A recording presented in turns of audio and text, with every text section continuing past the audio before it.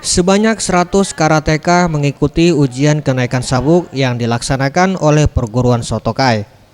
Rudi Kokong, Ketua Binpres Perguruan Sotokai mengatakan, untuk ujian kenaikan sabuk ini ada 5 tingkatan yang bisa diikuti dengan penilaian meliputi teknik pukulan, tendangan, dan tangkisan.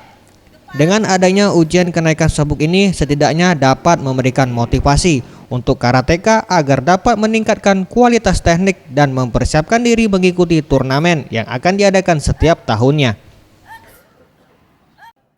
Untuk ada 5 tingkatan. Apa aja nih Pak?